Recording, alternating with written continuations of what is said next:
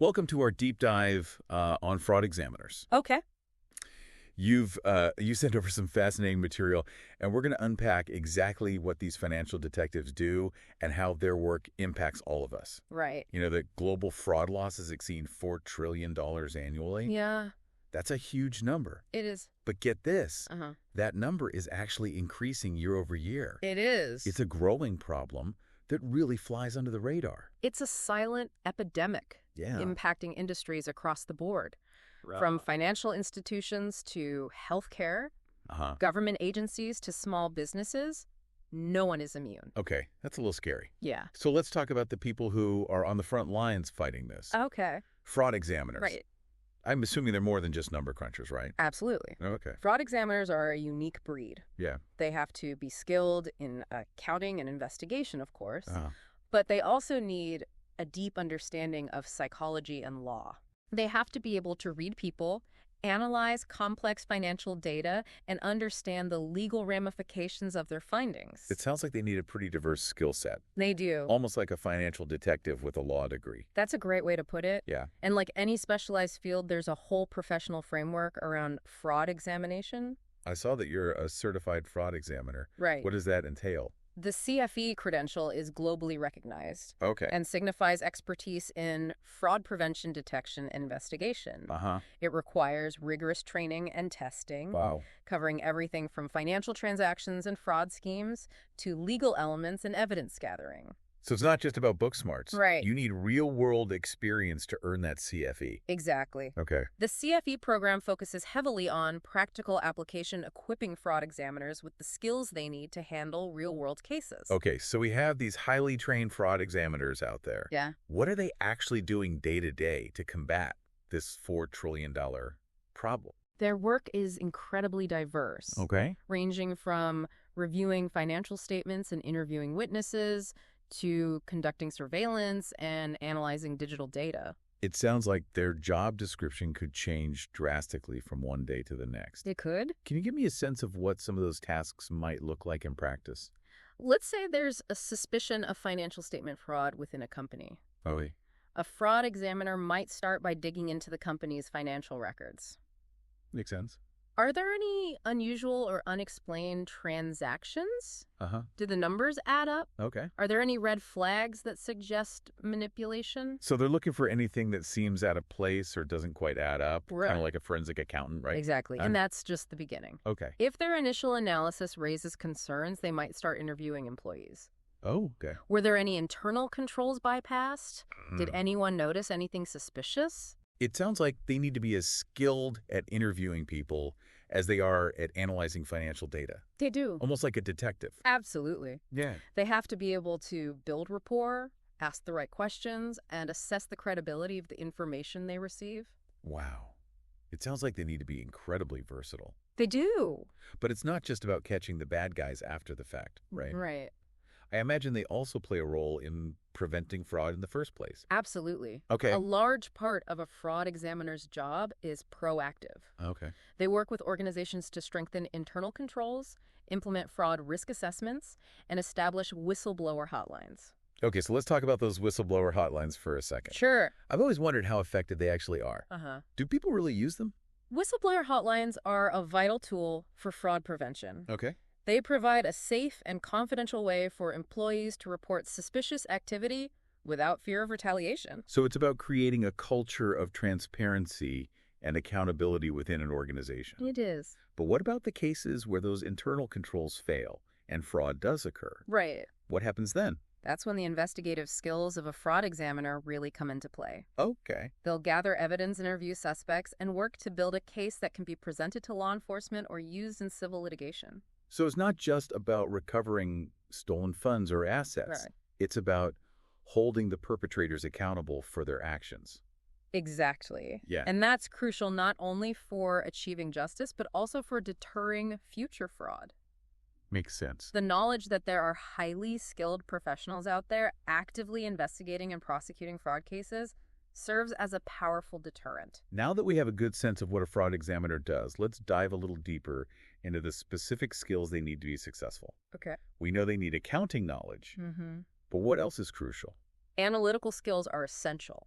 They need to be able to spot patterns and anomalies in complex data sets to connect the dots between seemingly unrelated pieces of information. So if you're someone who loves puzzles and enjoys digging for the truth, Right? this might be a good career path. It could be. But what about the human element? Mm-hmm. You mentioned psychology earlier. Yes. How does that come into play?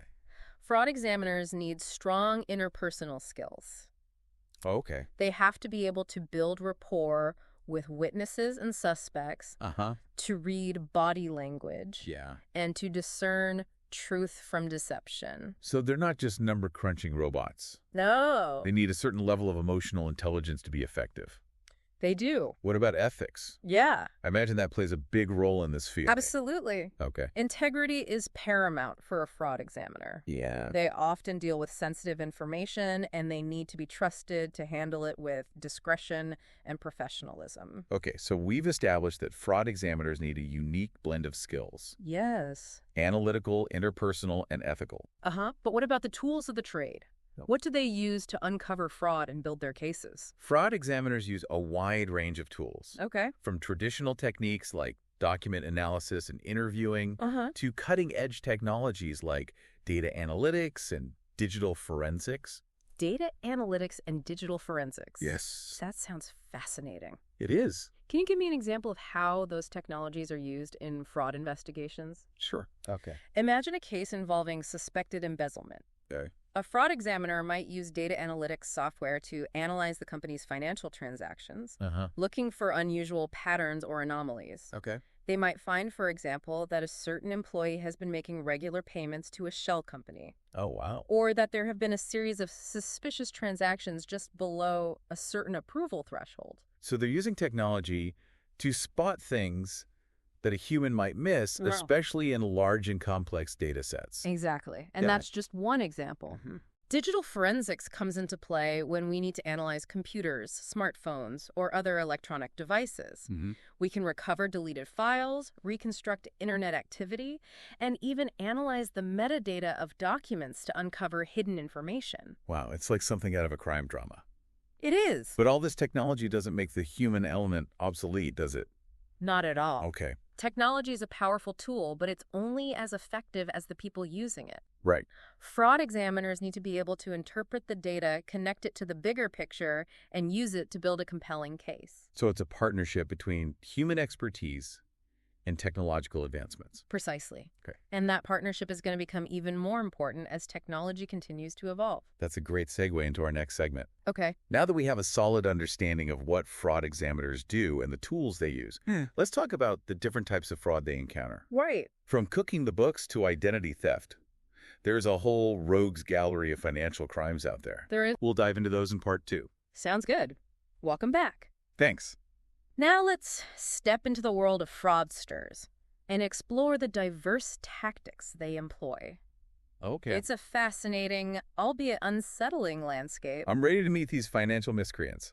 All right. What's first on our list? Let's start with a classic, Okay. financial statement fraud. Uh-huh.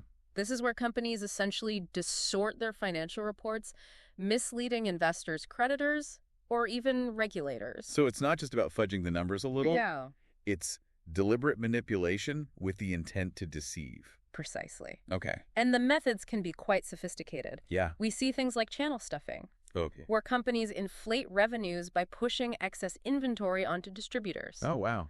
or prematurely recognizing revenue, Uh-huh. booking sales that haven't actually occurred yet. It sounds like they're playing fast and loose with accounting rules to create a rosier picture than reality. They are. But why go through all that trouble? Right. What's the motivation behind this kind of fraud? Often it boils down to pressure. Okay. Pressure to meet earnings expectations, boost stock prices, or secure loans. Uh-huh. In some cases, it's driven by personal greed, Yeah. with executives aiming to enrich themselves through bonuses or stock options. So it's about creating an illusion of success, even if it's built on a foundation of lies. It is. And I imagine the fallout can be pretty devastating when these schemes unravel. Absolutely. Yeah. When financial statement fraud comes to light, it can wipe out billions of dollars in shareholder value, Wow. lead to investigations and lawsuits, and even trigger economic downturn. Okay, so that's financial statement fraud. A high-stakes game, with potentially catastrophic consequences. It is. What other types of fraud should we be aware of? Next up, Okay. let's delve into asset misappropriation, which essentially boils down to internal theft. Okay. This category covers a wide range of schemes, from employees skimming cash from the register to managers creating fictitious vendors and pocketing the payments. So we're talking about people within an organization exploiting their positions for personal gain. We are. It's almost a betrayal of trust. It is. And it can be incredibly damaging, particularly for smaller businesses that may not have the resources to absorb those losses. It can. Are there any specific red flags that businesses should be looking for to detect this type of fraud? Absolutely. Okay. One common red flag is a lack of segregation of duties. Okay.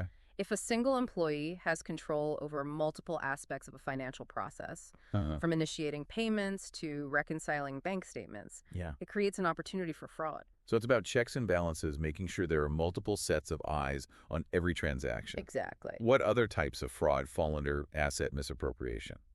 We see things like fraudulent disbursements, where employees issue checks to themselves or accomplices disguised as legitimate vendors. Oh, wow. Or expense reimbursement schemes, where employees submit inflated or fabricated expense reports. Okay. And let's not forget about inventory theft, where employees physically steal goods from the company. It's amazing how creative some of these schemes can be. They can be. But I'm curious, how do fraud examiners go about uncovering these internal thefts? Right. It seems like it'd be incredibly difficult to track. It requires a keen eye for detail and a deep understanding of the organization's operations. Okay.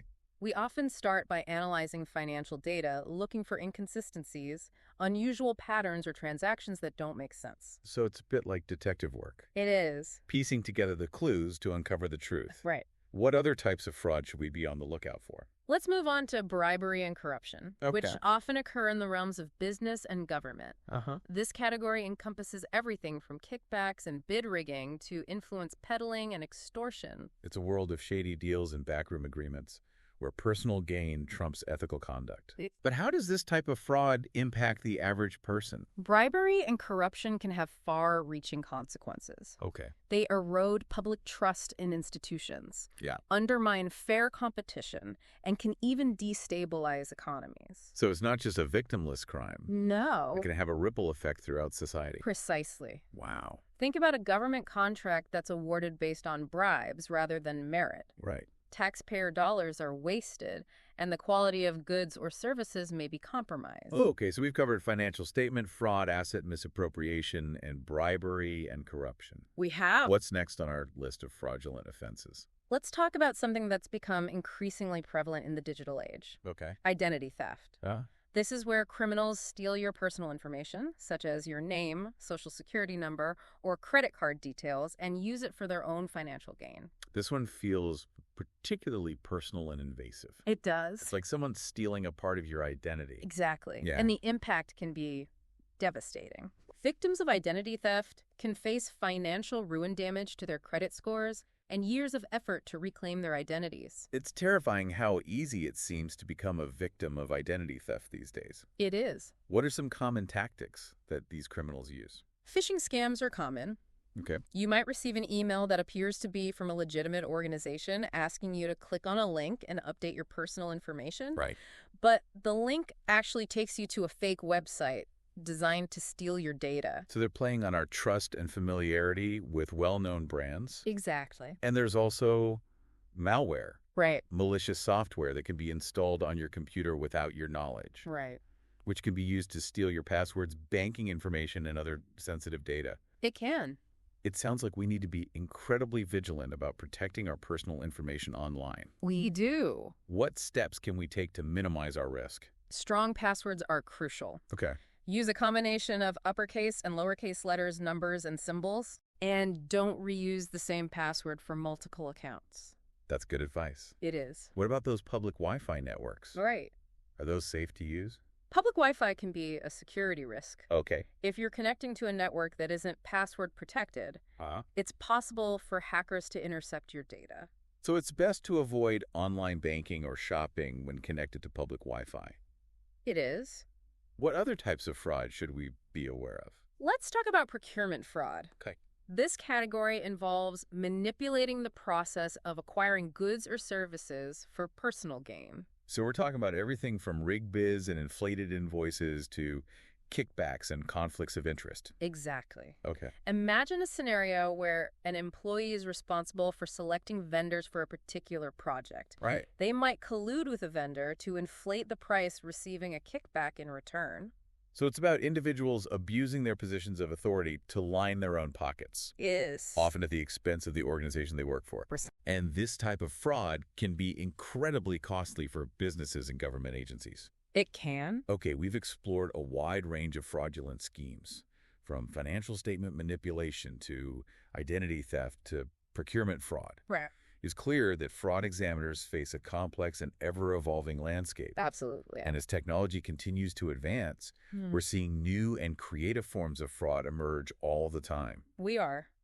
That brings us to the final part of our deep dive, Okay. where we'll explore how technology is shaping the future of fraud examination and the exciting new tools and techniques being developed to combat fraud in the digital age. Sounds good. We'll be right back after a short break.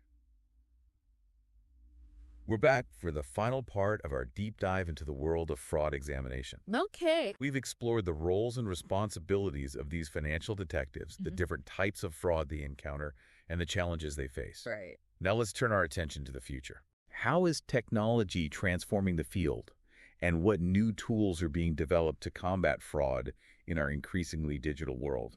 Technology is revolutionizing fraud examination. Okay. It's not just about crunching numbers anymore. Yeah. We're using sophisticated tools to analyze massive data sets, uncover hidden patterns, and even predict future risks. That sounds like something out of a sci-fi movie. It does. Can you give me a concrete example of how technology is being used to fight fraud today? Absolutely. Yeah.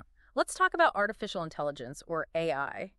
AI algorithms can analyze vast amounts of data, financial transactions, emails, social media activity, to identify anomalies that might indicate fraud. Right. For example, an AI system could flag a series of payments to a new vendor that doesn't have a website or a physical address, something a human analyst might miss. So it's about leveraging the power of technology to augment human capabilities, allowing fraud examiners to work more efficiently and effectively. Yeah, exactly.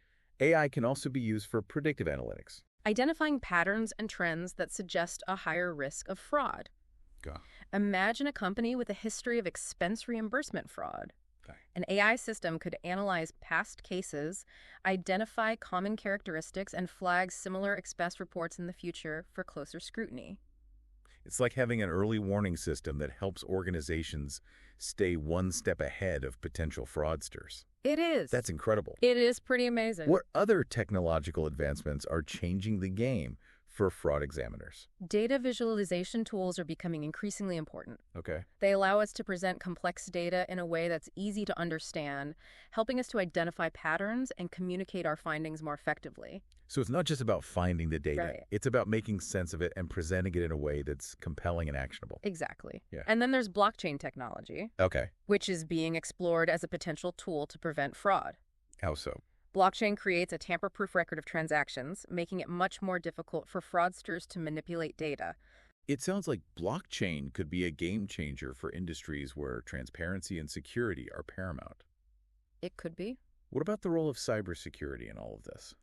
Cybersecurity is more critical than ever. Okay. As our lives become increasingly intertwined with technology, the attack surface for fraudsters continues to expand. Right. Data breaches, ransomware attacks, and phishing scams are becoming increasingly sophisticated. So fraud examiners need to be well-versed in the latest cyber threats and how to mitigate them. Absolutely. Okay. They need to understand how to investigate data breaches, secure digital evidence, and work with cybersecurity experts to protect organizations from cyber attacks. It sounds like the role of a fraud examiner is becoming increasingly complex and multifaceted. It is. What skills will be most important for success in this evolving field?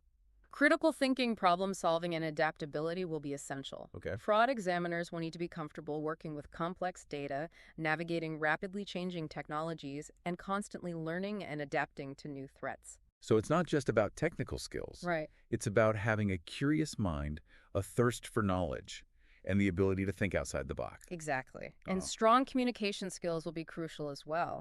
Fraud examiners need to be able to explain complex technical concepts to a non-technical audience, Yeah.